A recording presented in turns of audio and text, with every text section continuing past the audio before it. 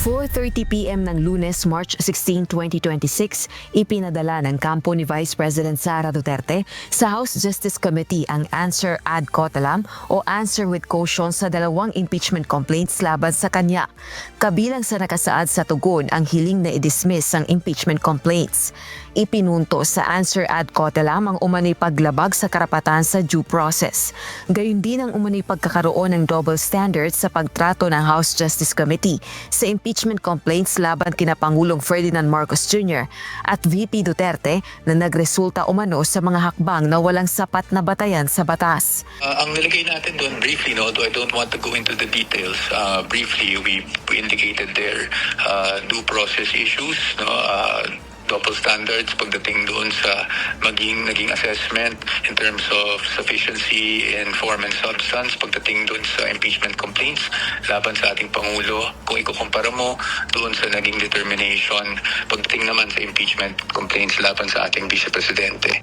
Nabanggit din sa tugon ng kampo ng Vice Presidente ang pagkwestiyon sa constitutionality ng impeachment proceedings ng House Justice Panel at mga alegasyong walang batayan at hindi pasok sa impeachable offense.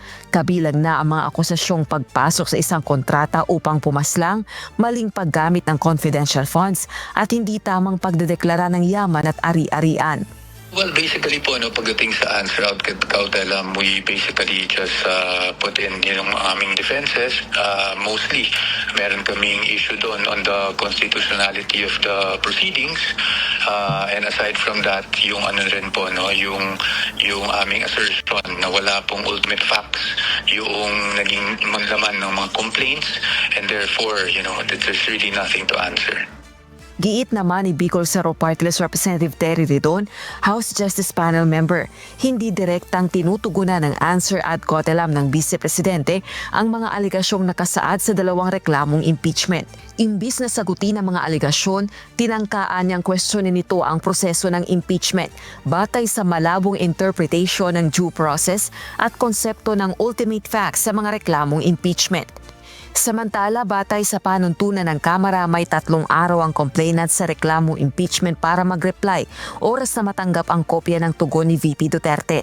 Pagkatapos nito, magsusumite naman dito ang pangalawang pangulo ng rejoinder o sagot sa reply ng complainants. Sa buwan na ng Abril, inaasahang magsisimula ang hearing proper ng House Justice Panel sa dalawang impeachment complaints.